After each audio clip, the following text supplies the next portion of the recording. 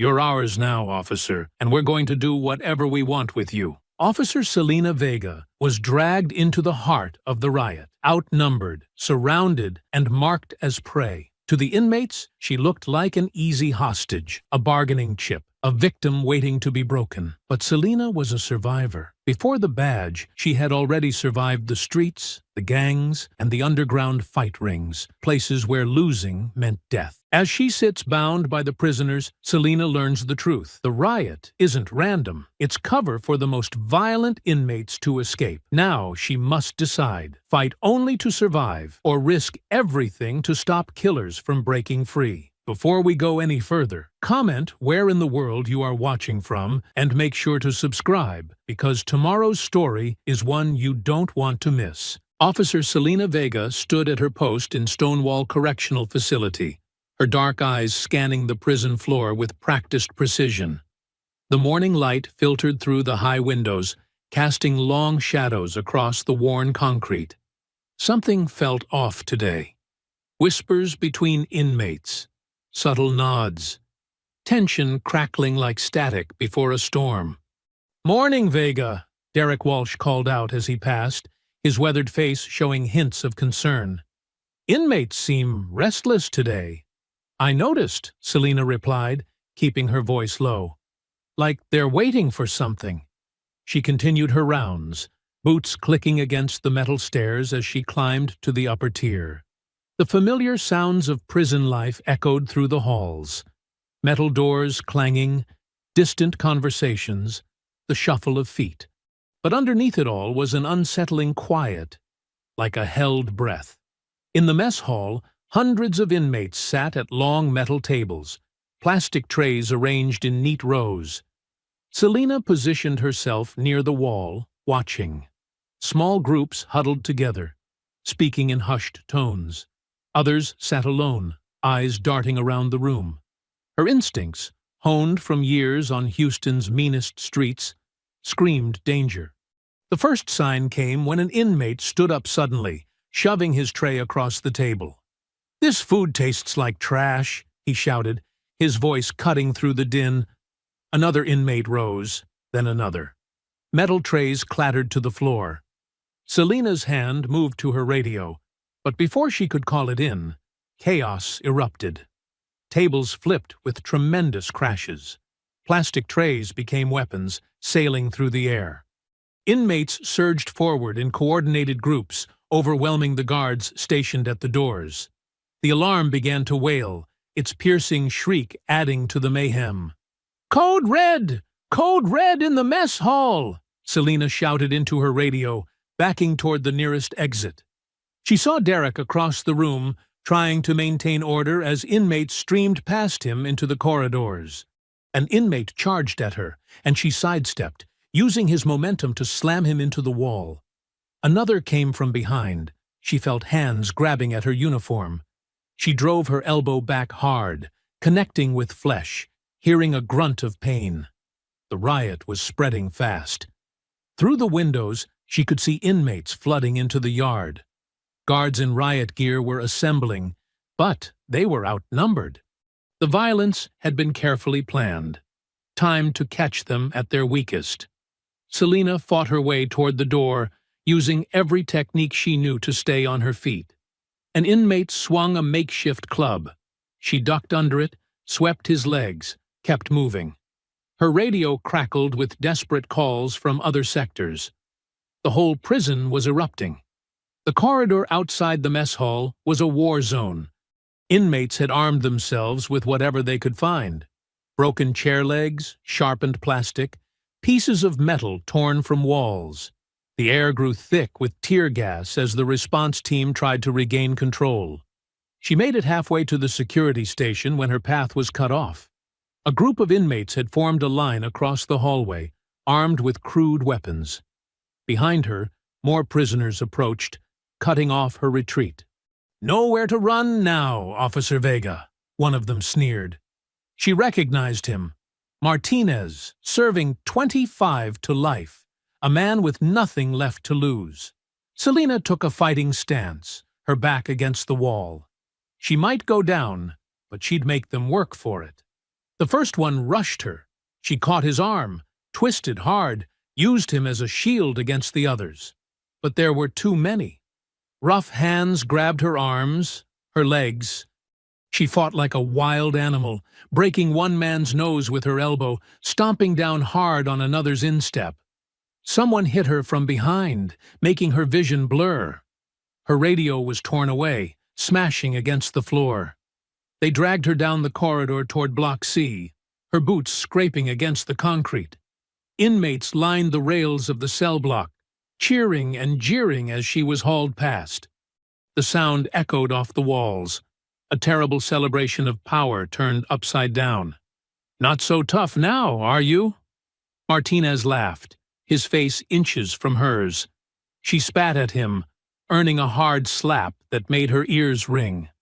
The group reached the center of Block C, where the riot was in full swing. Fires burned in trash cans. The air was thick with smoke and the metallic taste of violence. Selena could hear distant gunshots, the boom of flashbangs, but help seemed a world away. With brutal efficiency, they threw her to the floor. Her head cracked against the concrete, and for a moment, stars danced in her vision. She tried to rise, but boots kept her down. Around her, a circle of inmates gathered, their faces twisted with cruel anticipation. Selena lay there, tasting blood in her mouth, feeling the cold floor against her cheek. But deep inside, where no one could see, something else was stirring. Something dark and familiar. A part of herself she'd thought long buried. A part that remembered the savage rules of survival she'd learned long before she ever put on a guard's uniform. The inmates thought they had caught a helpless woman, an easy target. They didn't know what she really was. They hadn't seen her fight in the underground rings of Houston, hadn't watched her survive the brutal foster homes and gang-controlled streets. They had no idea what they'd just unleashed. As the inmates crowded around her fallen form, shouting and laughing, Selena remained still, gathering her strength, waiting for her moment. Like a coiled snake, she knew when to strike and when to play dead. The crowd of inmates pressed closer, their faces twisted with a mix of hatred and cruel excitement. Selena pushed herself to her knees, ignoring the throb where her head had hit the floor. Around her, the noise of the riot seemed to fade as dozens of eyes focused on her, sizing her up like vultures eyeing fresh meat. "Back off!" Rico Sanchez's voice cut through the chaos. The Latino gang leader shouldered his way through the crowd, his prison-issued shirt stretched tight across his chest. "Nobody touches her yet." Tommy Briggs stepped forward, his massive frame casting a shadow over Selena. Prison tattoos covered his thick neck, and his eyes held the dead stare of a natural predator. "Why the hell not? Guards ain't treated us so nice. Maybe it's time we return the favor." Selena kept her breathing steady, watching the power play unfold. More inmates gathered around, forming a tight circle. The air grew thick with tension and the smell of sweat. She counted faces, memorized positions, noted which ones seemed eager for violence and which ones held back. "Use your head for once, Briggs," Rico sneered, gesturing at Selena. "We got ourselves a hostage. That's leverage when the negotiators show up. But not if you animals can't control yourselves." Briggs took another step closer, his boots inches from Selena's knee. "Since when do you call the shots, Rico? Maybe your boys run things in the yard, but right now—" He looked around at the chaos of the riot. "Right now, ain't nobody in charge." More inmates pressed forward, shouting their opinions. Some backed Rico, seeing the logic in keeping a hostage. Others sided with Briggs, hungry for immediate violence. The crowd swayed like a drunk mob, pushing and shoving. "Look at her," one voice called out. "Acting all tough. Let's see how tough she really is." Hands grabbed at her uniform. Selena exploded into action. She drove her elbow up into a grabbing inmate's groin, then rolled away as he doubled over. Another tried to catch her arm. She twisted free and slammed her palm into his throat, sending him staggering back, gagging. "Get her!" Briggs roared. 3 inmates lunged forward. Selina managed to drop one with a kick to the knee, but the other 2 caught her arms. They yanked her back roughly, forcing her to her knees again. She struggled against their grip, muscles straining, but they held tight. Rico stepped closer, squatting down to look her in the eye. "Feisty one, ain't you? Good. You'll last longer that way." He grabbed her chin, forcing her to look at him. "Here's how it's gonna work, Officer Vega. You play nice, do what we say, and maybe you walk out of here when this is over. Fight us." He let the threat hang in the air. Selina jerked her head free of his grip. Her dark eyes swept the cell block, taking in every detail. Near the stairs, she spotted Martinez and his crew, still nursing their wounds from their earlier encounter. By the phones, another group huddled, glancing nervously between Rico and Briggs.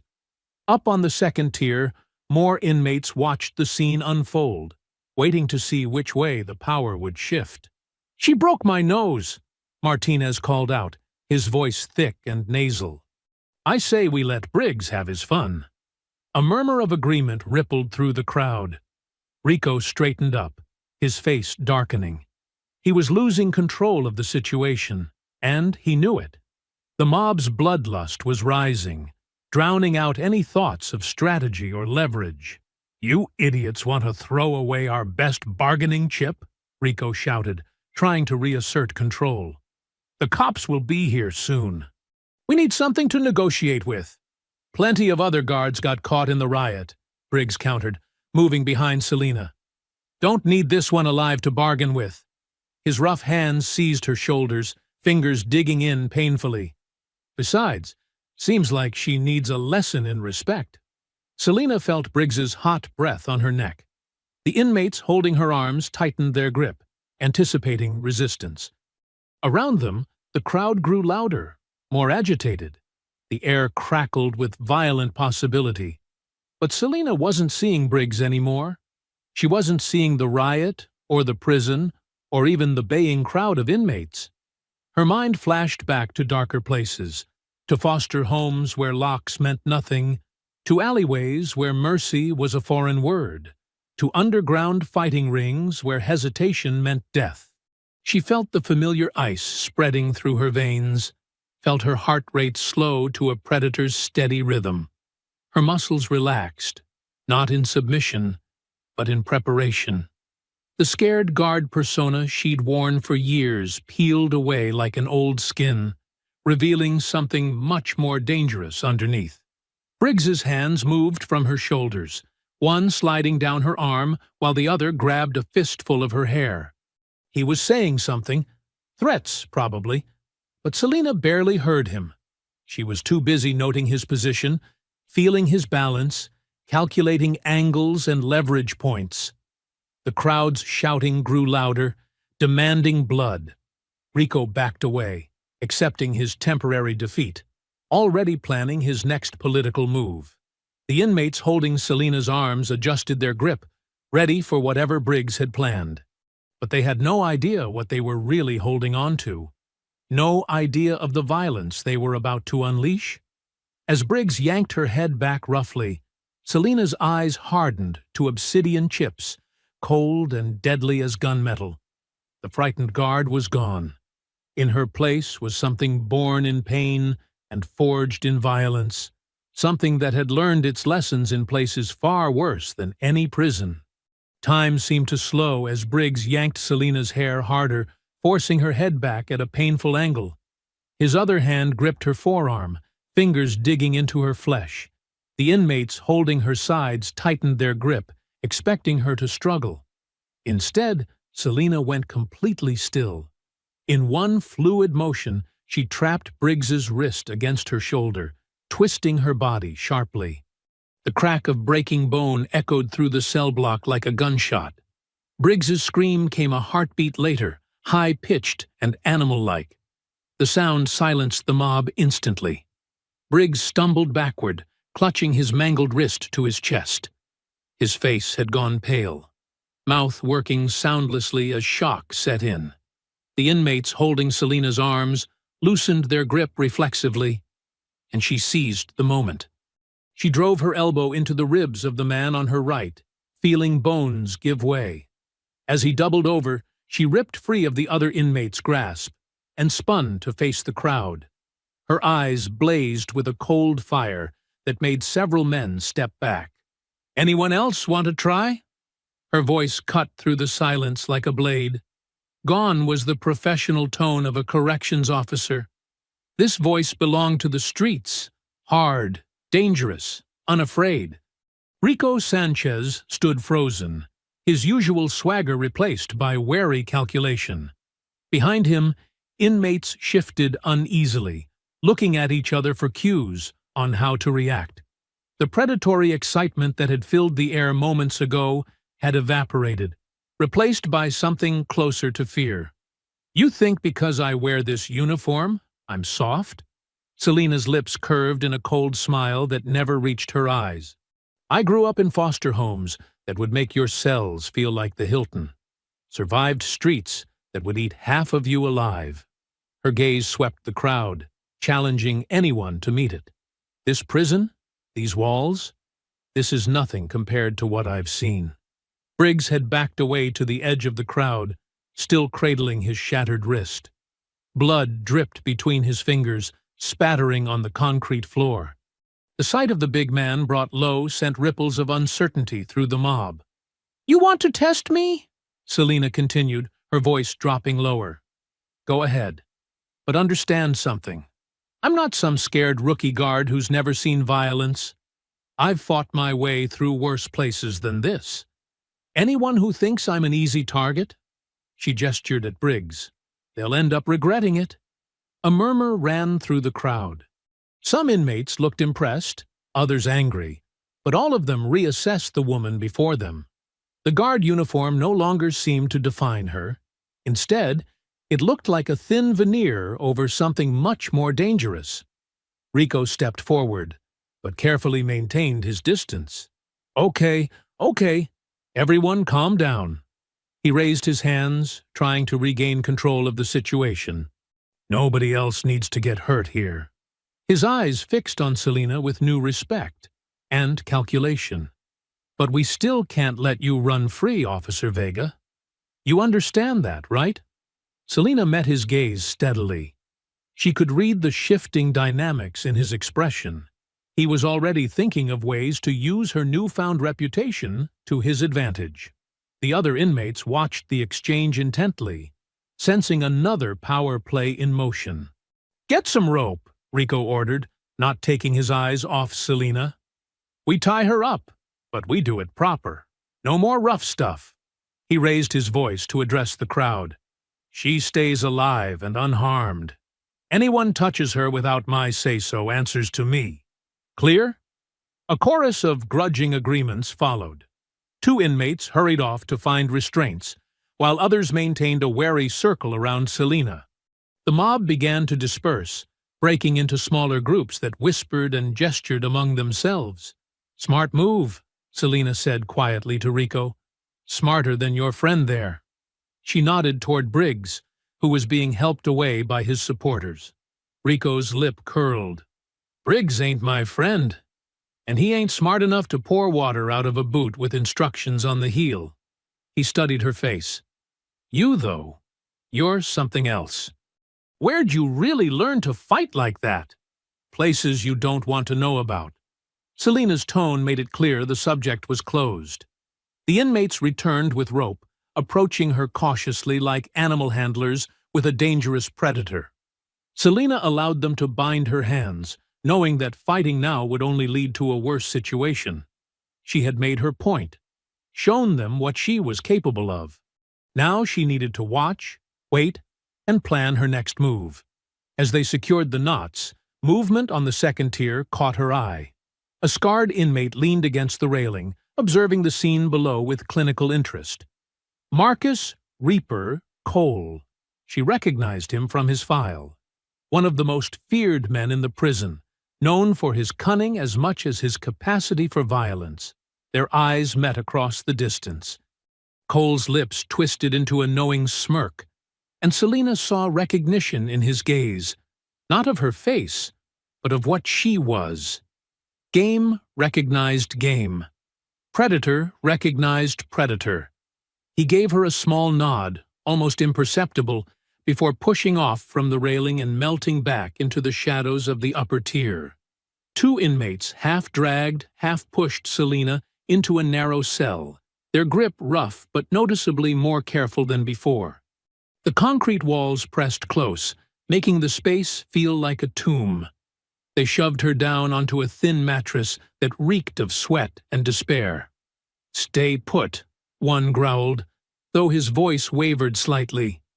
Outside in the cell block, voices rose in heated argument. The noise bounced off the walls, turning the discussion into a jumbled mess of angry shouts and threats. Selina stayed silent, listening intently as the chaos slowly organized itself into clear sides.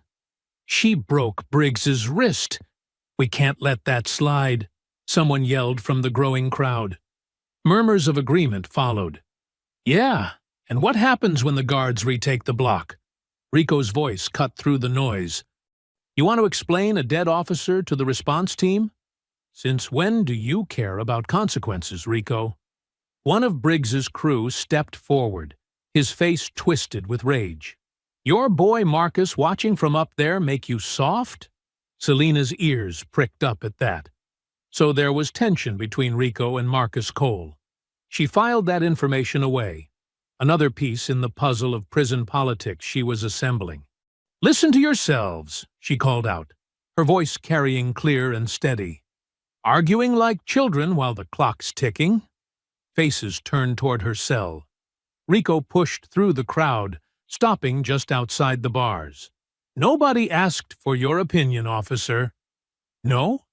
Selina leaned back against the wall, projecting calm despite her bound hands.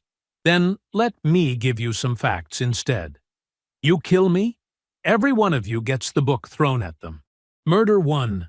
No deals, no parole, no mercy." She looked directly at Rico. "But a live hostage? That's leverage. That's power." The crowd shifted uneasily.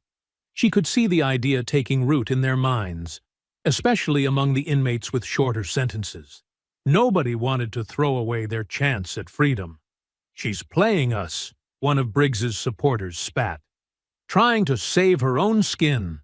"Am I?" Selina raised an eyebrow. "Tell me something. Who stands to gain if I die? The lifers? The ones who've got nothing to lose?" Her gaze swept the crowd. "Ask yourselves why they're so eager to see me dead. Maybe because they know a dead guard means you'll all go down with them?" Rico's eyes narrowed. She could almost see the wheels turning in his head as he looked at Briggs's crew with new suspicion. The division she'd highlighted was already there. She just had to make it impossible to ignore. "She's right about one thing," Rico said slowly. "A dead guard means we lose any chance of negotiating our way out of this." "Negotiating?" Another voice scoffed. "Since when are you in charge of negotiations, Rico?" "Since I'm the only one thinking straight." Rico whirled on the speaker. "You want to follow Briggs? The same Briggs who couldn't handle one woman without getting his wrist snapped? Maybe we should all just rush the fences and get shot instead." The mockery in his voice drew bitter laughter from some inmates. Briggs's supporters bristled, but they were outnumbered, and their leader was still nursing his injury somewhere out of sight. Selina watched the power dynamics shift in real time. Rico was smart enough to seize the moment, using her words to reinforce his own authority. But she could also see the calculation in his eyes. He knew she was manipulating the situation, and he was letting her do it because it served his purposes. "Here's what's going to happen," Rico announced, his voice carrying the weight of command. "The officer stays alive. She's our insurance policy. Anyone touches her without my say-so, they answer to me." He paused, letting that sink in.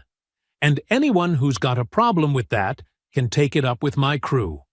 As if on cue, several large inmates stepped forward to flank Rico. The message was clear. He had the numbers and the muscle to back up his words. Grumbling, the crowd began to disperse. Briggs's supporters skulked away, throwing dark looks at both Rico and Selena. The tension in the air remained thick, but the immediate threat had passed. Rico turned back to Selena's cell, gripping the bars as he leaned in close. "Don't think I don't see what you just did," he said quietly. "You're smart, I'll give you that. But push too far, and being smart won't save you." Selena met his gaze steadily.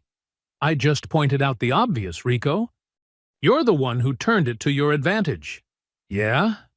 His lips curled in a humorless smile. "Well, remember this. You might have some of these guys fooled with your tough act, but I grew up in the same kinds of neighborhoods you did. I know a street player when I see one. You're on thin ice, officer. Don't make me regret keeping you alive." "Wouldn't dream of it," Selena replied, allowing herself a small smirk as Rico backed away from the cell. She watched him walk away, gathering his lieutenants for a hushed conversation. In less than 10 minutes, she'd managed to drive a deeper wedge between the prison's factions and secure her own survival. For now, the smirk stayed on her face, knowing she'd just played them all against each other like pieces on a chessboard. The real question was how long she could keep the game going before someone decided to flip the board. The cell block had descended into chaos once again, but this time it was the chaotic revelry of inmates drunk on their temporary freedom. They ransacked the guard station, fought over contraband, and marked their territory with crude graffiti. The acrid smell of smoke drifted through the air. Someone had started a small fire with papers from the office.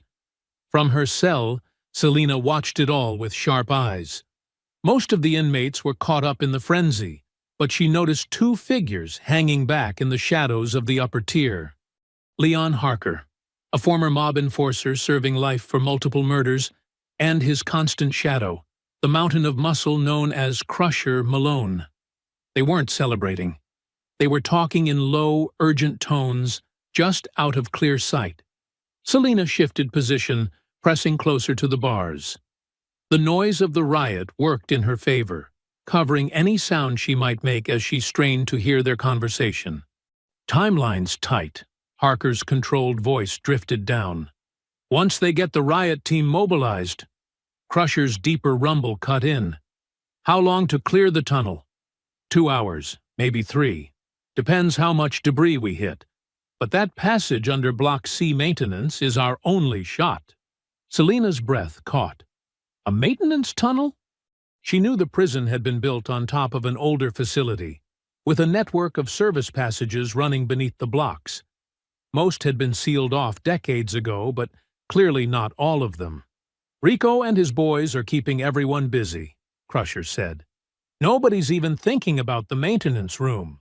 "That's why I chose this block," Harker replied. "Perfect cover.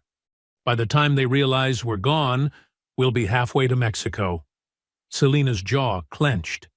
These weren't just angry inmates looking to cause trouble. This was a calculated escape plan. Harker and Crusher were using the riot as cover to break out through the underground tunnels. "What about the guard?" Crusher asked. "She's seen too much already." "Let Rico play his power games for now," Harker said dismissively. "When we're ready to move, she becomes a loose end. You can handle that part." "Been looking forward to it." Crusher's chuckle was dark with anticipation. Selena forced herself to stay still, even as her pulse quickened. She knew Harker's reputation. He wasn't just another thug. He was methodical, patient, and utterly ruthless. If he made it to the outside, there would be bodies in his wake. "Remember," Harker continued, "when the signal comes, we move fast. No hesitation, no witnesses." Their footsteps moved away, leaving Selena alone with the weight of what she'd learned. The riot wasn't random. It was orchestrated. A smokescreen for something far more dangerous. She thought about Harker's history. the trail of violence he'd left before his capture.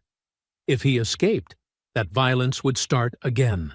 More victims, more families destroyed, more communities terrorized? Not if she could help it. Selina shifted back against the wall, mind racing. She was trapped in a cell, surrounded by hostile inmates, with no way to contact the outside. But she'd survived worse odds on the streets of Houston. The key would be information. She needed to know more about that tunnel, its access points, its vulnerabilities, and she needed allies, even temporary ones. Rico might be useful there. He clearly had his own agenda, and she doubted he knew he was just a pawn in Harker's game. A commotion near the guard station drew her attention.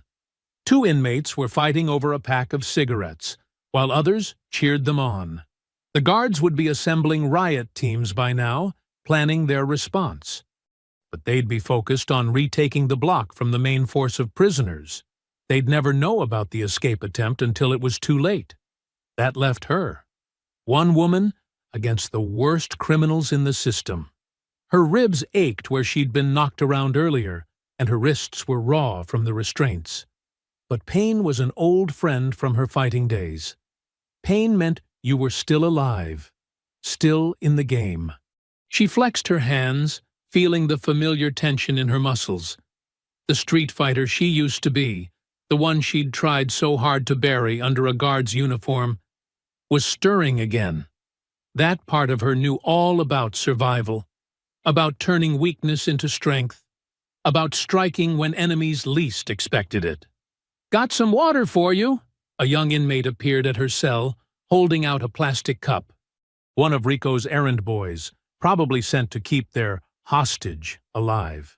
"Thanks," Selina said quietly, accepting the cup through the bars.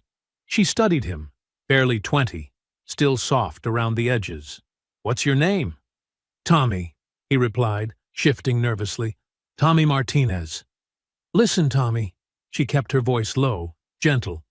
"When this is over, there's going to be a difference between the inmates who just got caught up in the riot and the ones who actively hurt people. Remember that." He blinked, uncertainty crossing his face, before he hurried away. Another seed planted. Every small interaction was a chance to shift the dynamics in her favor.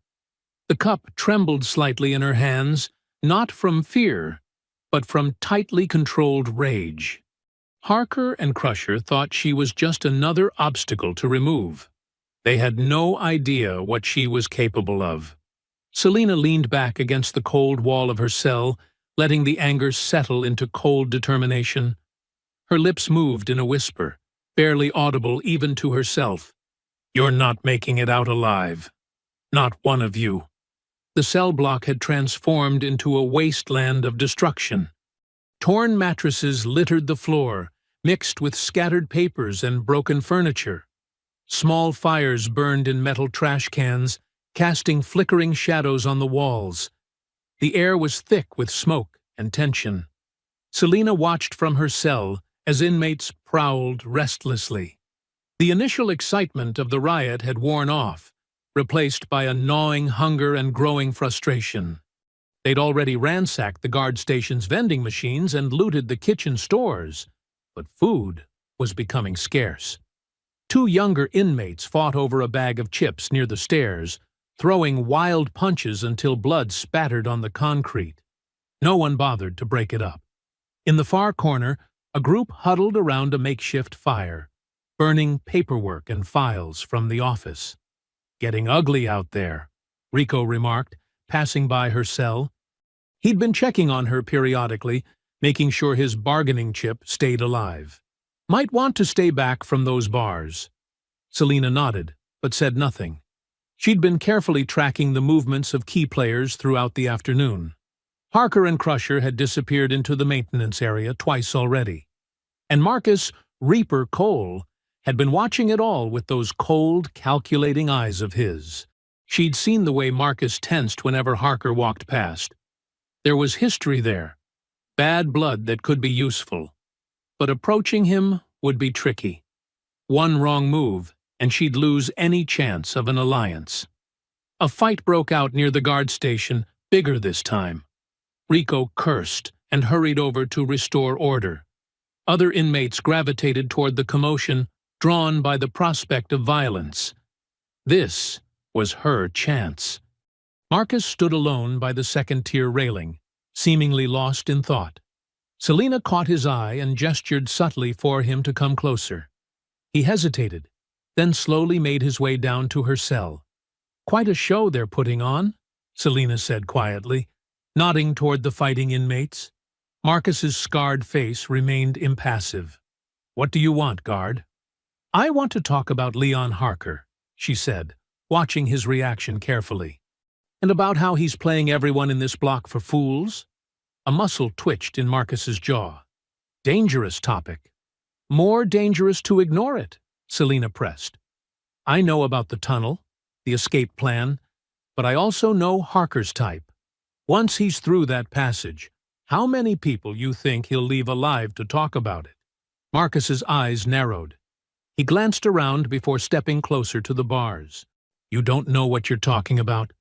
3 years ago, Selina continued, her voice barely above a whisper, "you and Harker were involved in something.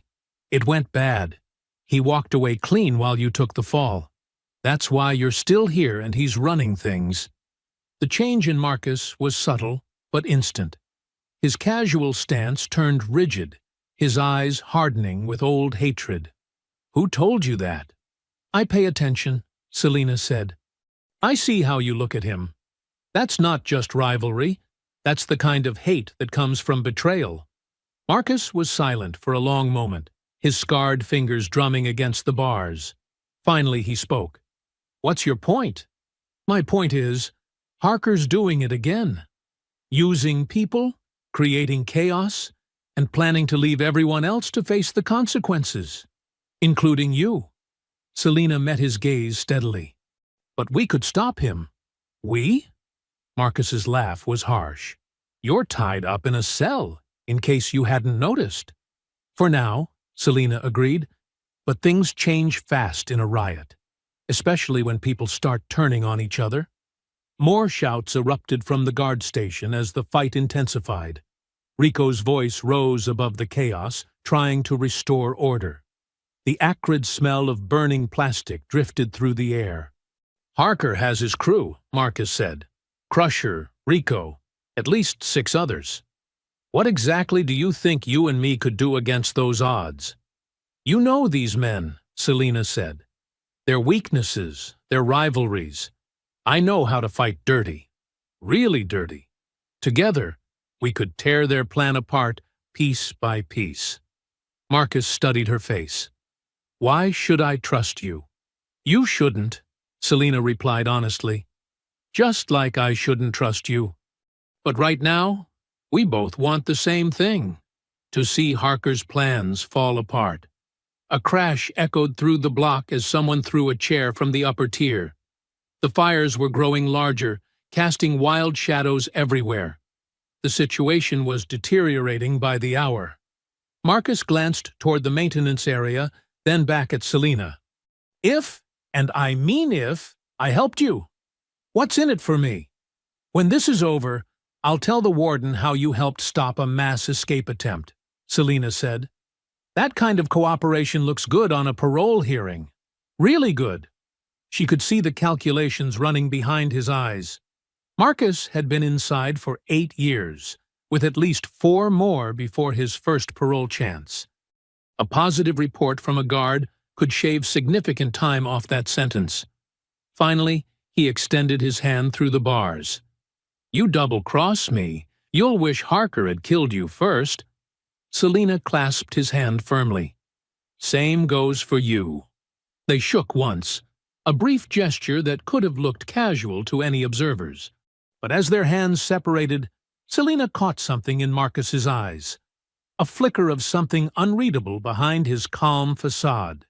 She'd made her move, gained an ally, but she knew better than to fully trust anyone in these walls. The fires burned higher as evening approached. Soon, Harker would make his move toward the tunnel. Selina settled back in her cell, watching Marcus disappear into the crowd of restless inmates. The game was changing. She just hoped she'd chosen her pieces wisely. Marcus returned an hour later, his face tight with urgency. "Rico!" he called out. "Got trouble in the showers. Water's backing up, flooding the whole damn place. Could flood the tunnel access if we don't deal with it." Rico cursed, glancing at Selina's cell. "What's that got to do with her?" "She worked maintenance detail supervision," Marcus said smoothly. "Knows the system better than anyone here. 5 minutes with her, we fix it before it becomes everyone's problem." Rico hesitated, then nodded grudgingly. "Fine, but if she tries anything—" He left the threat hanging as he unlocked the cell. Selina kept her expression neutral as Marcus grabbed her arm, leading her toward the shower area. His grip was firm but not brutal, just enough to look convincing to watching eyes. The shower room was dark and humid, water dripping somewhere in the shadows. Fluorescent lights flickered overhead, creating strange patterns on the wet tile floor. Marcus released her arm once they were inside. "We don't have long," he muttered. "Harker's crew is getting antsy. They're planning to move tonight, after the second shift change outside." "How many tunnels?" Selina asked quietly, rubbing her wrists where the restraints had been. "2 main passages. One under the—" A sudden movement in the shadows cut him off. Tommy Briggs stepped into view, his broken wrist wrapped in a makeshift splint. Behind him, 3 other inmates emerged from the darkness. "Well, well," Briggs sneered. "Ain't this cozy?" Reaper and the guard having a private chat. Selina's muscles tensed. She recognized the others, all Briggs's crew, all violent offenders with nothing to lose. They spread out, blocking the exit. "This isn't your business, Tommy," Marcus warned, his voice low and dangerous. "Made it my business when that guard broke my wrist," Briggs spat. "Now I'm going to break a lot more than that." They attacked in a rush. Briggs and 1 other went for Marcus while 2 charged Selina. The confined space of the shower room made it impossible to retreat. Selina met the first attacker head-on, ducking under his wild swing. She drove her knee into his groin, then grabbed his hair as he doubled over. In one violent motion, she slammed his head against an exposed pipe. The impact echoed through the room like a gong. Behind her, Marcus fought with brutal efficiency. His makeshift shiv, a sharpened toothbrush, found one attacker's shoulder. The man screamed, stumbling backward into the shower stalls. The second inmate attacking Selina was bigger, more cautious. He feinted left, then rushed right, trying to pin her against the wall. She twisted at the last second, letting him crash into the tile. Before he could recover, she drove her elbow into the base of his skull, then again into his kidney. "You're dead!" Briggs howled, swinging a piece of broken pipe at Marcus. "Both of you!" Marcus dodged the wild swing, but the pipe caught him across the shoulder. He grunted in pain, but managed to maintain his grip on the shiv. In close quarters, he drove the weapon into Briggs's thigh. Selina's attacker was still moving, trying to grab her legs. She stomped down hard on his hand, feeling fingers crack under her boot. When he tried to rise, she kicked him square in the face. Blood sprayed across the wet floor. The fight had lasted less than a minute, but the shower room looked like a war zone. Steam rose from the hot water pipes, mixing with the metallic scent of blood. One of Briggs's men lay motionless by the pipe. Another clutched his shattered hand, moaning. Briggs himself was on his knees, Marcus's shiv still buried in his leg. "You crazy bitch," he gasped, glaring at Selina. "You're supposed to be weak. Supposed to be." "Supposed to be what?" Selina grabbed his hair, yanking his head back. "An easy target? A helpless guard?" She leaned close, her voice dropping to a whisper. "I grew up fighting animals twice your size in foster homes that would have made this prison look like summer camp." Footsteps pounded in the corridor outside. The noise had drawn attention. Rico appeared in the doorway, flanked by two other inmates. "Jesus Christ," Rico muttered, taking in the scene. "What happened here?" "Briggs and his boys jumped us," Marcus said calmly, wiping blood from his knuckles. "Thought they'd settle some scores. Didn't work out like they planned." Rico's eyes moved from the unconscious inmates to Selina, who still held Briggs by the hair. Something like respect or fear flickered across his face. "Get them out of here," Rico ordered his men. "Take Briggs to medical before he bleeds out, and keep your mouths shut about this." They dragged Briggs away, his curses echoing down the corridor. His crew followed, one supporting another, leaving trails of blood on the wet floor. Selina leaned against the wall, her heart still pounding. Her knuckles were split and bleeding, her prison uniform spattered with other people's blood. She could feel bruises forming where she'd taken hits. Rico pointed at her. "Back to your cell. Now." She didn't argue. As Marcus led her back, she caught glimpses of faces watching from the shadows. Some showed fear, others calculation. The story would spread quickly, how Officer Vega had fought alongside Reaper himself and left Briggs's crew broken and bleeding. She'd survived, but she knew she'd crossed a line. There would be no more pretending to be just another guard caught in the riot. She'd shown her true face, the street fighter, the survivor. And in a place like this, that kind of reputation brought its own dangers. The night wrapped Block C in shadows, broken only by the dim emergency lights that cast an eerie glow through the tiers. Most inmates had settled into an uneasy sleep, their snores and occasional mutters echoing off concrete walls. Selina lay still in her cell, counting the minutes, waiting for the perfect moment. She'd noticed earlier that Rico's night watch was sloppy. Too few men, too many blind spots. When the guard nearest her cell nodded off for the third time, she made her move. The lock was already compromised from the riot. It took only a gentle touch to slide it open without sound. Selina's muscles ached from the shower room fight, but adrenaline pushed the pain aside. She pressed herself against the wall, becoming one with the darkness. Years of working these blocks had taught her every corner, every shadow. Now those lessons kept her invisible as she crept toward the stairs. The metal steps could betray her with a single creak. She tested each one carefully, distributing her weight like she used to when sneaking out of foster homes. Third step from the top, always squeaky. She remembered that from her rounds. Selina skipped it entirely, stretching her leg to the next one up. At the top tier, she paused behind a support column. 2 inmates were supposed to be watching this section, but she could hear them arguing about cigarettes somewhere on the far end. Amateur hour. In a real prison riot, you never bunch your guards together. The security camera hung limply from its mount, wires exposed where rioters had torn at it.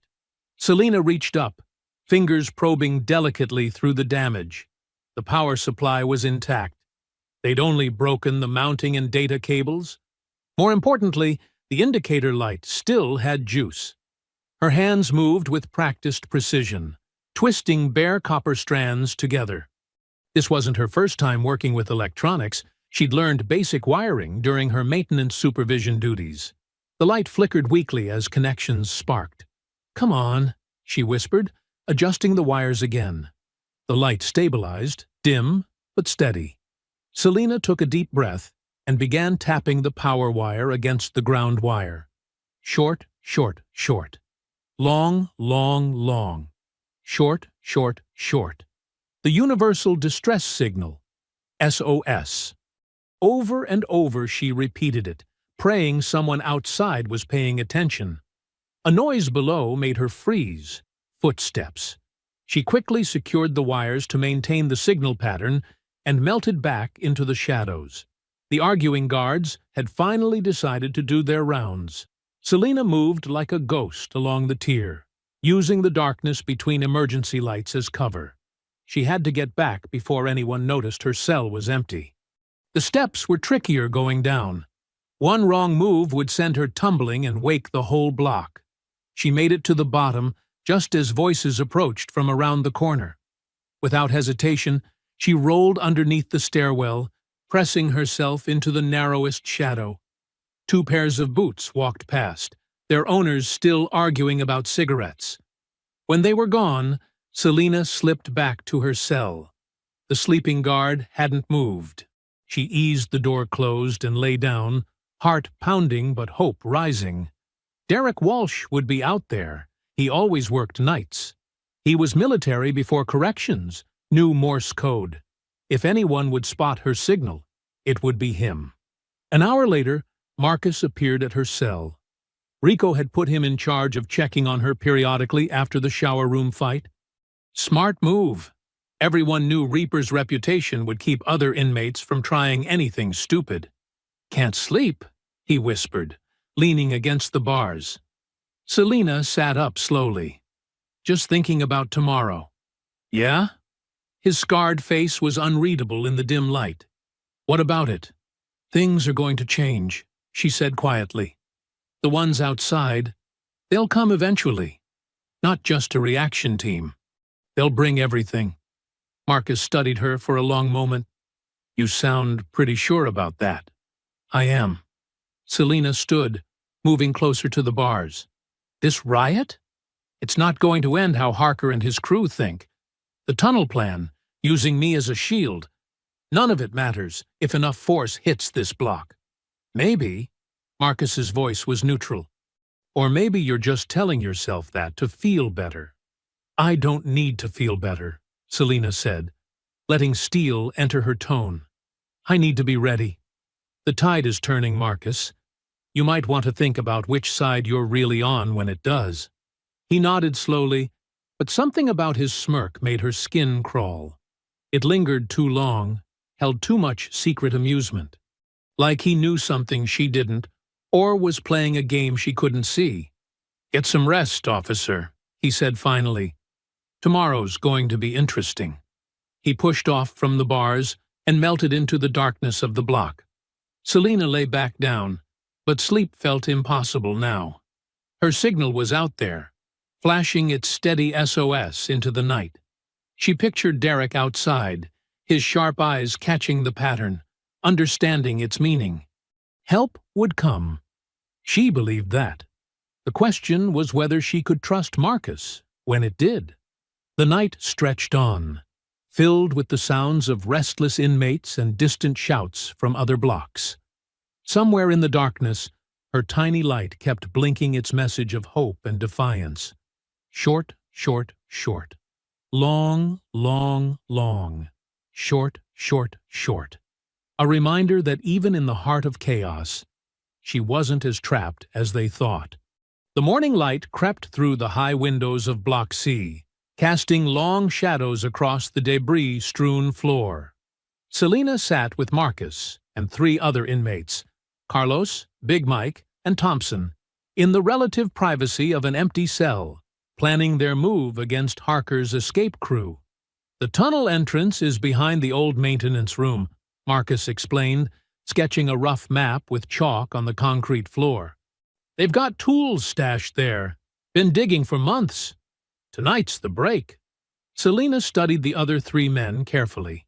They weren't part of any major prison gang, which made them valuable. Neutral parties who had nothing to gain from Harker's escape plan succeeding. Carlos was serving 5 years for fraud. Big Mike was in for assault, but had found religion inside, and Thompson was a former accountant, doing time for embezzlement. "We hit them here." Selina pointed to a narrow corridor leading to the maintenance room. "It's tight. They can't bring numbers through there. We take position around this corner, catch them by surprise." "What's stopping them from just overwhelming us?" Thompson asked, nervously adjusting his glasses. "Harker's got at least 8 guys." "Because they won't expect resistance," Marcus answered. "They think they've got everyone scared or bought off. Plus, they'll be focused on moving their equipment. Perfect time to strike." Big Mike cracked his massive knuckles. I'm in. Harker and his crew think they run this place, but they're just bullies. Time someone stood up to them. Carlos? Selena looked at the former con artist. We need your skills for this. Carlos nodded slowly. I can create a distraction in the main area, keep the other inmates occupied. Maybe start a fight over the remaining food supplies. Good. Selena felt a flutter of hope. These men weren't hardened criminals like Harker's crew, but they had skills that could turn the tide. We move at sunset. That's when they'll make their play. They spent the next hour going over positions and signals. Selena couldn't shake a nagging feeling about Marcus. Something in the way he kept glancing at the door, how his answers seemed just a beat too rehearsed. But she needed him. His reputation alone would keep many inmates from interfering. As the day wore on, tension built in the block. Inmates were restless, sensing something was coming. Carlos did his part, starting arguments about food distribution that kept most attention focused on the main area. Selena and her small team slowly made their way toward the maintenance corridor, using the chaos as cover. 5 minutes, Marcus whispered as they crouched in their positions. They'll be moving soon. Big Mike and Thompson took up positions behind an overturned cart, while Selena and Marcus waited around the corner. The corridor was dark, lit only by a single emergency light that buzzed fitfully overhead. Footsteps approached, multiple sets, trying to move quietly. Selena tensed, ready to spring the ambush. But something felt wrong. Marcus had shifted slightly behind her. His breathing changed. It happened in an instant. Marcus lunged forward, driving a sharpened piece of metal deep into Big Mike's back.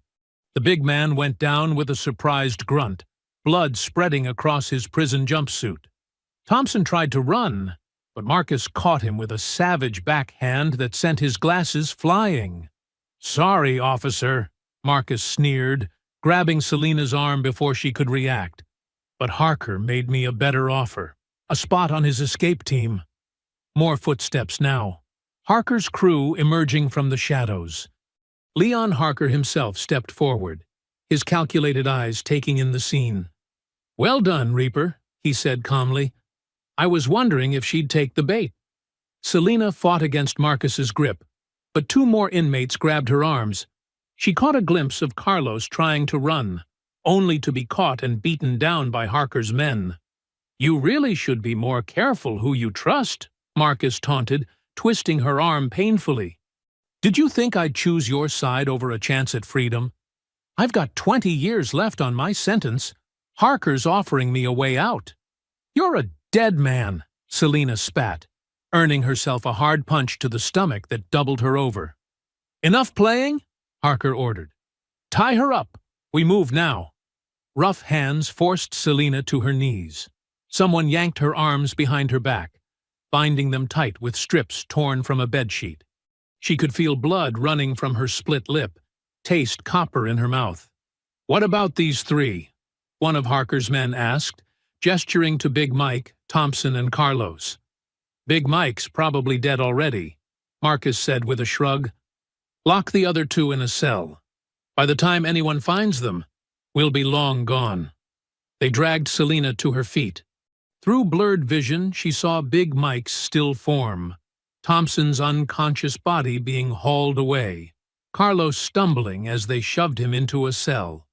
All her plans, all her careful preparation, undone by trusting the wrong person. Marcus grabbed her hair, forcing her to look at him. "You know what your problem is, officer? You still think there's good in people, but in here, we're all monsters. Some of us just hide it better than others." The group moved toward the maintenance room, Selena stumbling between her captors.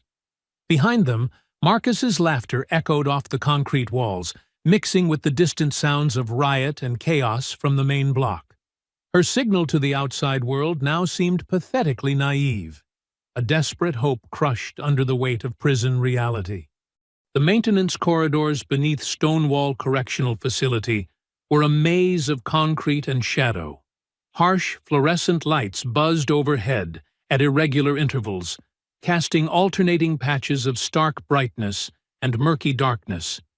The air grew thicker with each descending step, heavy with the musty scent of age and decay. Harker's crew moved with practiced efficiency, 4 men in front clearing the way, 2 flanking Selina with tight grips on her arms, and 3 bringing up the rear, including Marcus. The sound of their footsteps echoed off the tunnel walls, creating a disorienting chorus of noise that made it difficult to track movement. "Watch those pipes," Harker called from the front. "One wrong move, and the whole prison will know we're down here." Selina stumbled deliberately, using the moment to scan her surroundings. Old junction markers were still visible on the walls. B7, C4, D1, remnants from when these tunnels served as maintenance routes. She committed each turn to memory. Right at the first fork, left at the fallen lighting fixture, straight past the rusted water main. "Move faster," Marcus growled, shoving her forward. She caught herself against the damp wall, feeling decades of grime under her palm. Above them, vibrations carried through the ceiling, heavy boots and equipment being moved into position. The SWAT team would be setting up their breach points, guided by the coordinates she'd managed to signal to Derek. But they wouldn't know about these tunnels.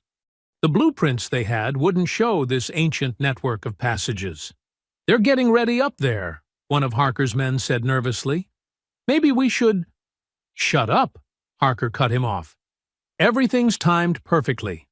By the time they breach, we'll be halfway to the river tunnel." They reached a larger chamber, clearly their main workspace. Tools were scattered around, pickaxes, shovels, even some power equipment they'd somehow smuggled in. A crude map was chalked on one wall, showing their planned route to freedom. Selina noted every detail while keeping her head down, playing the part of the defeated captive. "Secure her to that pipe," Harker ordered. "We need to move this equipment first." They forced her to sit against a thick water main, using chains they'd stolen from the prison workshop to bind her legs and torso. The metal was cold against her skin, biting into her already rope-burned wrists. "Not so tough now, are you?" Marcus taunted, squatting down to her level. "All that street fighter reputation, and here you are, just another helpless guard." Selina let her shoulders slump, avoiding eye contact. Let them think she was broken. Let them get comfortable. Above them, more vibrations, the SWAT team moving into final position. She could almost picture Derek coordinating with them, planning their entry points. The escape crew worked quickly, passing tools and supplies through a partially excavated tunnel that disappeared into darkness. They'd clearly been at this for months, maybe longer. Patient, methodical. No wonder no one had detected it. "Time check," Harker called out. 40 minutes until shift change," one of his men answered. "That's when they'll make their move up top." "Perfect. We'll be through the last wall by then. Once we breach the river tunnel, it's a straight shot to the drainage outlet." Selina listened to their movements, tracking each person's position by sound. Marcus and 2 others were loading equipment. Harker supervised from near the tunnel entrance. 3 men guarded the approach from the prison. 2 more worked with picks at the far wall, carefully breaking through to what must be an old storm drain. A particularly loud thud from above made everyone freeze. "They're getting ready to breach," Harker said calmly. "Right on schedule. Pack it up. We move in 10 minutes." The crew worked faster now, anxiety making them sloppy. Tools clanged against each other, boots scuffed on concrete. Breathing grew heavier in the confined space. Selina kept her head down, but her muscles were coiled tight, ready. She tested the chains subtly, feeling for weak points. They'd been hasty with the bindings, more concerned with speed than security. One link felt slightly warped, probably damaged during their theft from the workshop. If she could get enough leverage— "Hey!" one of the tunnel diggers called out. "I think we're through." "I can feel a draft." Excitement rippled through the group. Freedom was literally within reach. They clustered around the breakthrough point, passing tools forward to widen the hole. "Beautiful," Harker said, examining their work. "Marcus, get the first group ready. We'll send them through while we deal with our guest here." The meaning was clear in his tone. Selina wouldn't be leaving these tunnels alive. She kept her head down, hair falling forward to hide her face. Let them think she was crying. Let them think she'd given up. More vibrations from above. Stronger now. The SWAT breach was imminent. But they'd hit the wrong areas, waste precious time searching the cell blocks while Harker's crew slipped away through these forgotten tunnels. Unless someone could stop them here, underground, where the real battle needed to be fought. "Please," she whispered, adding a tremble to her voice. "Please don't." Marcus laughed. "Now she begs. Should have thought about that before playing hero." Selina stayed silent, shoulders shaking as if sobbing.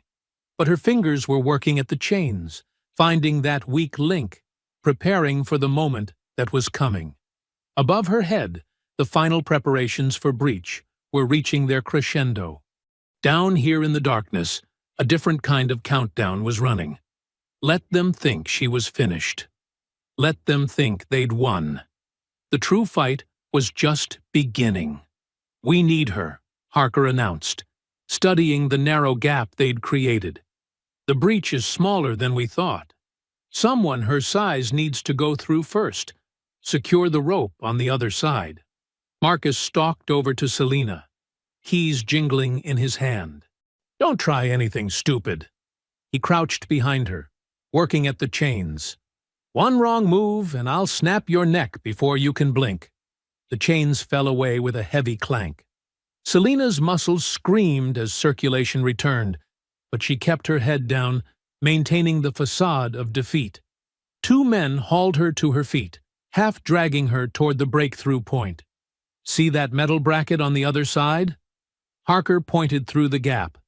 "Thread this rope through it, then give us 3 tugs when it's secure. Try to run, and we'll put you down before you make it 10 feet. Selina nodded weakly, accepting the coiled rope with trembling hands. She could barely fit through the opening, jagged concrete scraping her shoulders as she squeezed past. The tunnel beyond was older, cruder, a forgotten storm drain from the prison's early days. She worked quickly, threading the rope as instructed.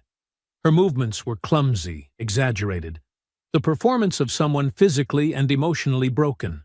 Behind her, she could hear them discussing who would go through next. 3 tugs, remember? Harker called through the gap. Then we'll send the first team. Selina yanked the rope 3 times, then pressed herself against the wall beside the opening. In the darkness, she could make out Marcus's face appearing first, followed by his shoulders as he started to squeeze through. She struck like a coiled snake. Grabbing his hair, she slammed his head against the concrete edge of the gap. Once, twice, bone cracked on the 3rd impact. Marcus went limp, half in and half out of the opening, blocking it. "You idiot!" Someone on the other side fired blindly through the gap. The shot went wide, sparking off the tunnel wall. Selina was already moving. She yanked Marcus's body the rest of the way through, searching him quickly. There, in his waistband, a crude shiv made from sharpened steel. She grabbed it just as another inmate forced his way through the opening. She met him with the blade, driving it deep. Hot blood sprayed across her face as he stumbled backward, clutching at the wound. Behind him, someone else was trying to squeeze through. Selina kicked the man into him, sending them both sprawling. "Kill her!" Harker's voice echoed from the other chamber. "Don't let her!" The rest was drowned out by gunfire. Bullets pinged off concrete, filling the narrow space with deafening noise. Selina pressed herself flat against the wall, waiting for the inevitable pause as they reloaded. The moment it came, she moved. Another inmate had made it through. She recognized him as one of Briggs's old crew. He swung a length of pipe at her head. Selina ducked under it, driving her shoulder into his gut. As he doubled over, she brought the shiv up under his ribs. Jesus Christ! The next man through the gap tried to retreat at the sight of his fallen companion. Selina caught his ankle, yanking him off balance.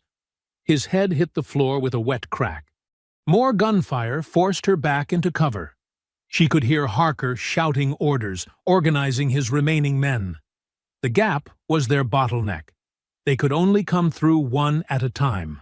But she was trapped on this side, unable to retreat without exposing herself to their guns.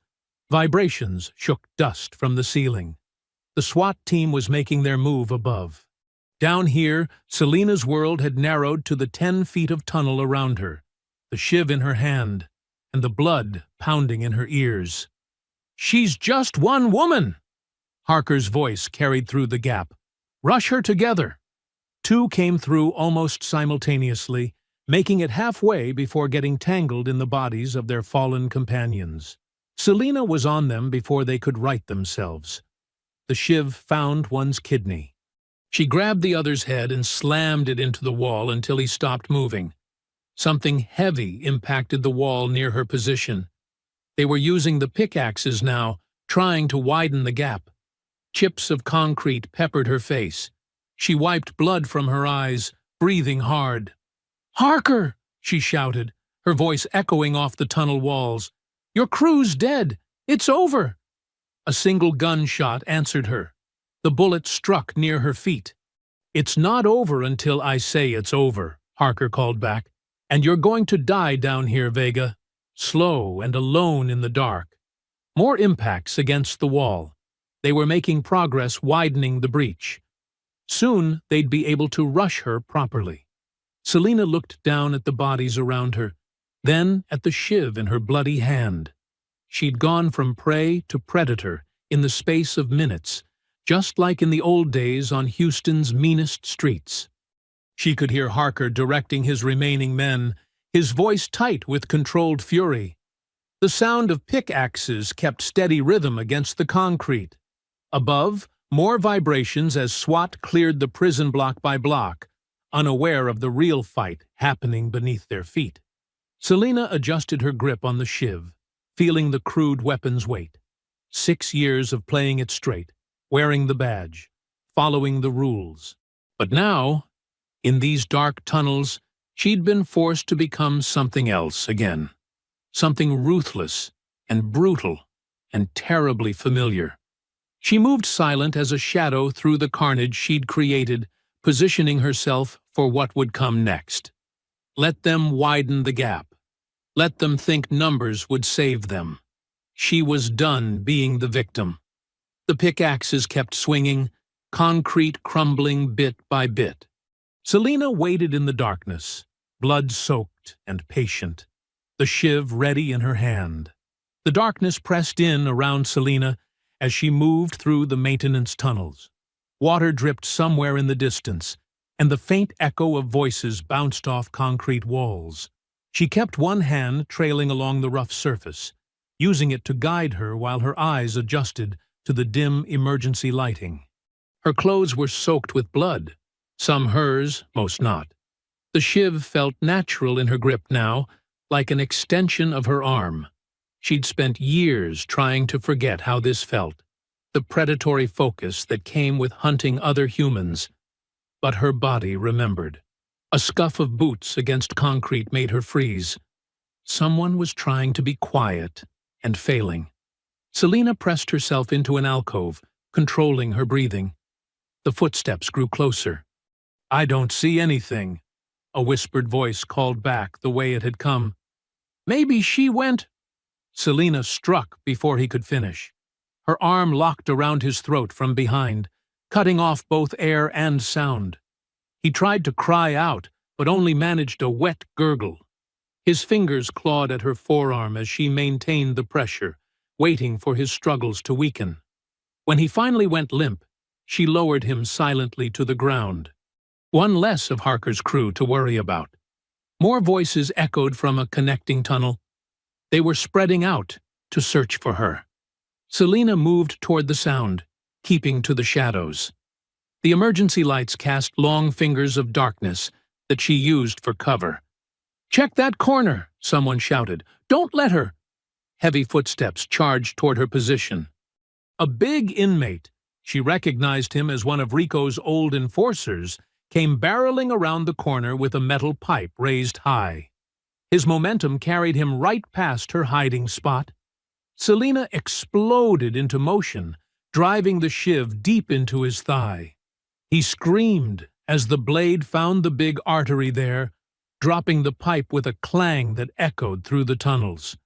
She left him clutching his leg, blood pumping between his fingers. His screams would draw the others. Good. Let them come running. Let them see what happened to their friend. Fear would make them sloppy. Selina retrieved the dropped pipe, testing its weight. The metal was cold and solid in her grip, a better weapon than the shiv for what was coming. She could hear them now, multiple sets of footsteps converging on their fallen companion's position. Jesus Christ, someone whispered. Look at all the blood. Spread out, another voice commanded. She has to be close.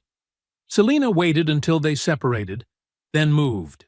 The pipe whistled through the air, catching the nearest searcher in the back of the head. He dropped without a sound. She was already moving to her next target before the body hit the ground. This one saw her coming. He backpedaled, fumbling for a weapon, but Selina was faster. The pipe caught him in the throat. He went down gagging, hands clutching his crushed windpipe. "She's here!" someone screamed. "Oh, God! She's—" The tunnels amplified their panic. Footsteps echoed from multiple directions as they tried to regroup. Selina moved like a ghost through the darkness, striking and vanishing before they could organize a defense. One tried to run. She caught him from behind, driving the shiv into his kidney. His scream bounced off the concrete walls, mixing with the sounds of his companion's terror. "Where is she?" a voice called out. "I can't see." The pipe silenced him mid-sentence. Bone cracked under the impact. More screaming, more running footsteps. The tunnels had become a maze of fear, with Selina as its demon. She found two trying to set up an ambush of their own. They had positioned themselves on either side of a junction, waiting for her to pass between them. Instead, she came from above, dropping from exposed pipes onto the first man's shoulders. The pipe caved in his skull before his partner could react. The second man fired blindly into the darkness, his shots deafening in the enclosed space. Selina rolled behind a support column, waiting for the telltale click of an empty chamber. When it came, she surged forward. The pipe took him in the chest, driving the air from his lungs. A second swing ensured he wouldn't get it back. More gunfire erupted from further down the tunnel, Harker's remaining men firing at shadows. Selina used the noise to mask her movement, circling behind their position. One man's fingers squeezed the trigger until his gun clicked empty. When he turned to reload, she was there. His partner tried to bring his weapon to bear, but Selina was already inside his guard. The pipe caught him under the chin, snapping his head back. Silence fell, broken only by the drip of water and the pain of the men. Somewhere ahead, she could hear heavy breathing. Harker and Crusher, the last ones standing. Their footsteps echoed as they retreated deeper into the maintenance shaft. "She's not human," someone whispered. Probably Crusher, his usual bravado replaced by naked fear. "Did you see what she did to them?" "Shut up," Harker hissed back. "Just shut up and keep moving." Selina followed the sound of their voices, pipe in one hand and bloodied shiv in the other. The emergency lights cast her shadow long and distorted against the tunnel walls. She didn't try to hide her footsteps now. Let them hear her coming. Let the fear build with each echo. The tunnels stretched ahead into darkness, carrying the sound of Harker and Crusher's panicked retreat. They were running now, all thoughts of escape forgotten in their desperation to get away from the monster they'd created. But Selina kept pace, moving with predatory patience. They had nowhere left to go. Harker and Crusher burst through the rusted maintenance gate, their boots crunching on dead leaves. The autumn air hit them like a slap after the stale tunnel atmosphere. Trees loomed ahead, their branches reaching like skeletal fingers into the cloudy sky.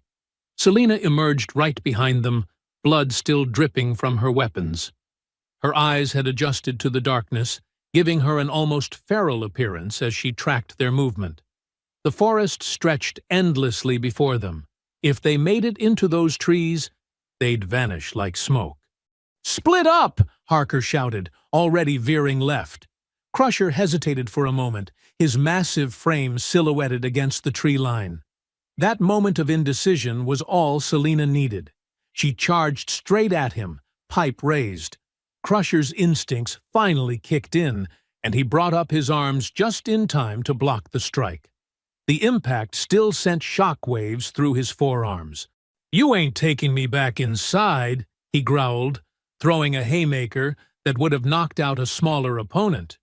But Selina was already moving, ducking under the punch and driving her shoulder into his midsection. Despite her fierce charge, it was like hitting a brick wall. Crusher barely stumbled, his huge hands locked around her arms, yanking her off her feet. She slammed the pipe into his ribs, drawing a grunt of pain, but his grip didn't loosen. "Got you now," he snarled, squeezing until her fingers went numb. The pipe clattered to the ground. She still had the shiv, but couldn't angle it properly to strike. Harker's voice cut through the struggle. "Finish her, and let's go. Guards will be here any minute." Crusher needed no more encouragement. He lifted Selina higher, then drove her down onto the hard-packed earth. The impact knocked the wind from her lungs. Before she could recover, his boot caught her in the ribs. Pain exploded through her side. She rolled away from a second kick, but Crusher's longer reach let him grab her ankle. He dragged her back, lifting his boot again. Selina slashed wildly with the shiv, opening a long cut across his thigh. Crusher roared in pain and rage. His next kick connected solidly with her head, sending stars exploding across her vision. "That's enough," Harker called. "She's down. We need to move." But Crusher wasn't finished. His face was a mask of fury as he straddled Selina's prone form, massive hands wrapping around her throat. "Should have stayed in your lane, guard," he growled. "Should have just played nice and lived." Black spots danced at the edges of Selina's vision as she clawed at his fingers. The shiv had fallen somewhere in the struggle. Her lungs burned for air. Crusher's weight pressed down on her chest, making it impossible to buck him off. Harker paced anxiously at the tree line. "Come on! The longer we stay here." "Shut up!" Crusher snapped. "I'm gonna watch the light leave her eyes first. Been wanting to do this since she broke Briggs's wrist." Selina's struggles grew weaker. Her arms felt like lead weights. The world was starting to fade around the edges, narrowing to Crusher's hateful face above her. A sharp crack split the air. Crusher's head snapped up, his grip loosening slightly. What was... Another crack, closer this time. A bullet whizzed past Crusher's ear, embedding itself in a nearby tree. He released Selina's throat, scrambling backward. "Contact!" a voice shouted from the darkness. "Two suspects, one officer down." Selina rolled onto her side, gasping desperately for air. Through tear-blurred eyes, she saw flashlight beams cutting through the pre-dawn gloom.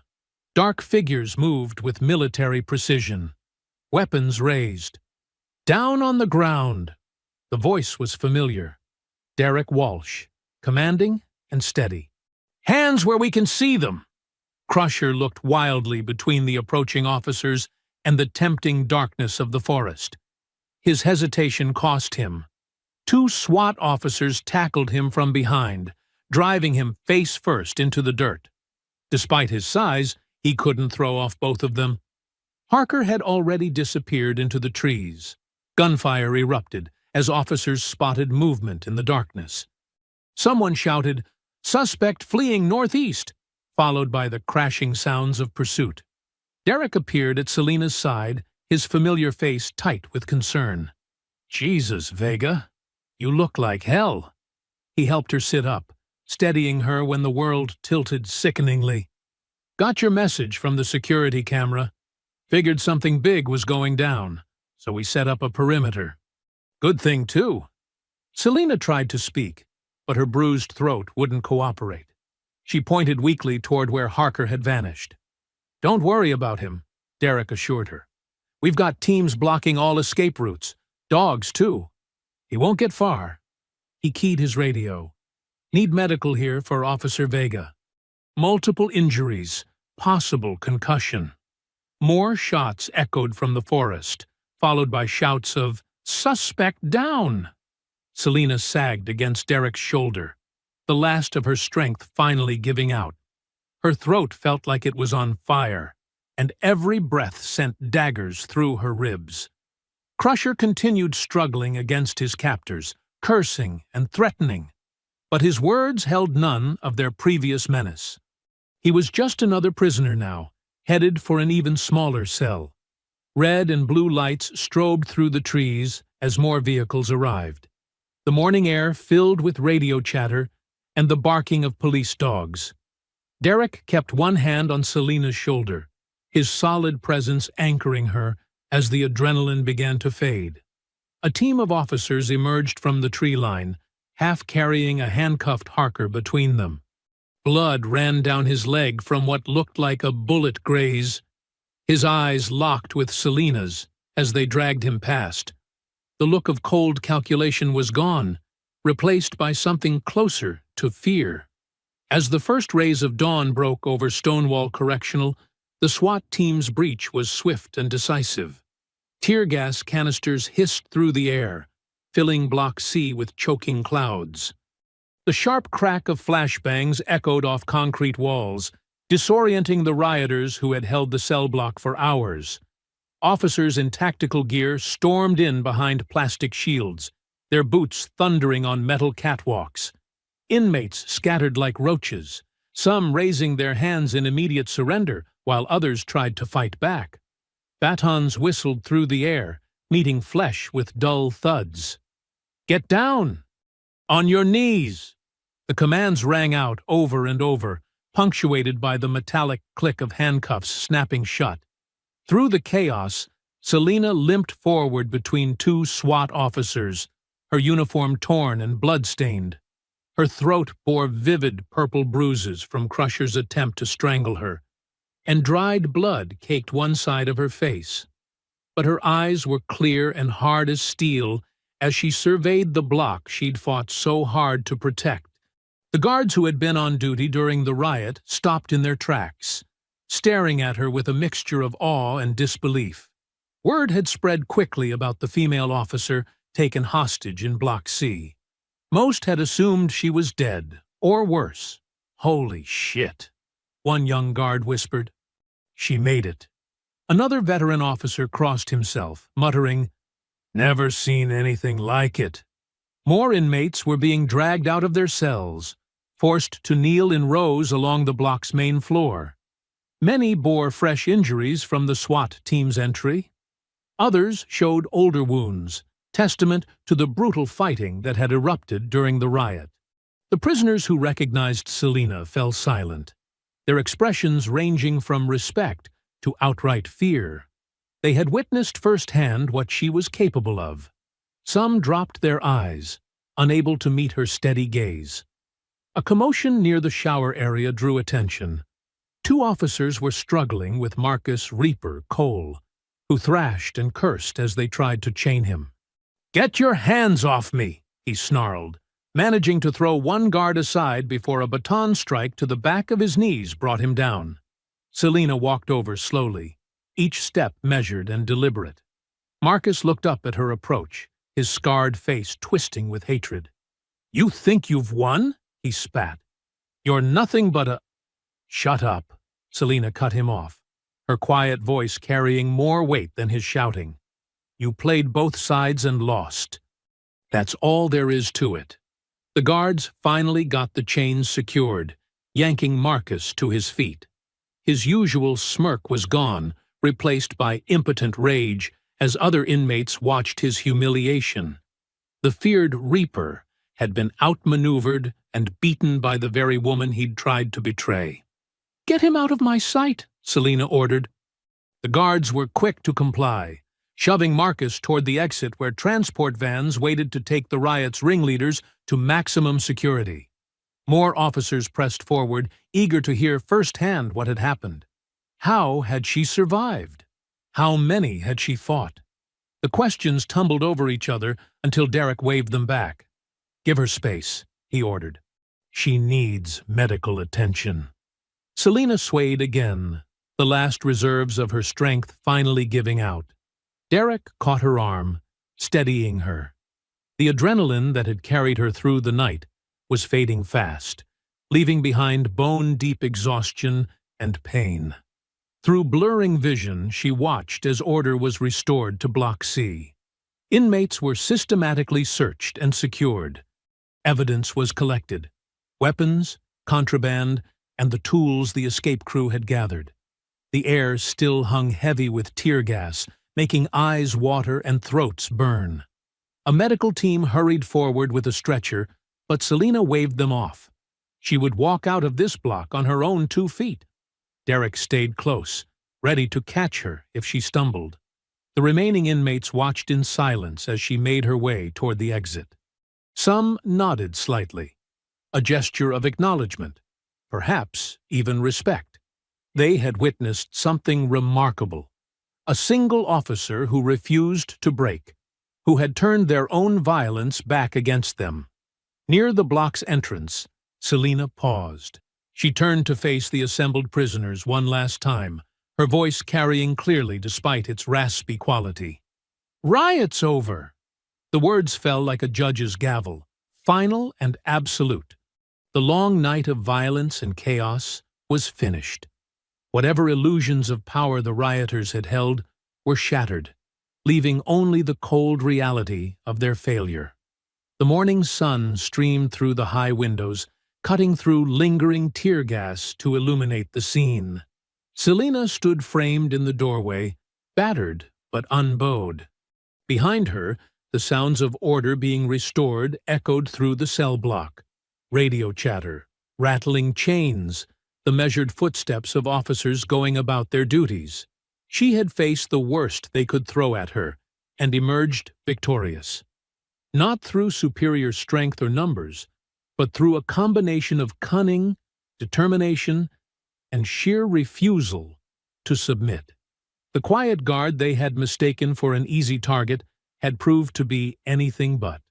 Derek watched her with a mixture of pride and concern. "Ready?" he asked softly. Selina nodded, finally allowing herself to lean on his support. Together, they walked through the doors of Block C, leaving behind a night that would become legend within the walls of Stonewall Correctional. The afternoon sun beat down on Stonewall Correctional as Selina sat on the concrete steps outside Block C, her back against the cool metal railing. Medical staff had cleaned and bandaged her wounds, but she'd refused further treatment. The physical pain felt distant now, overshadowed by bone-deep exhaustion and the slow, dawning reality that she had survived. Her torn uniform still bore dark stains, some her blood, some belonging to others. The bruises around her throat had darkened to angry purple, and her knuckles were swollen and split. But she was alive, breathing the sweet air of freedom after hours trapped in that concrete hell. Inside the facility, order was being methodically restored. Teams of guards conducted thorough searches, confiscating weapons and contraband. The dull thud of cell doors echoed across the yard as blocks were systematically locked down.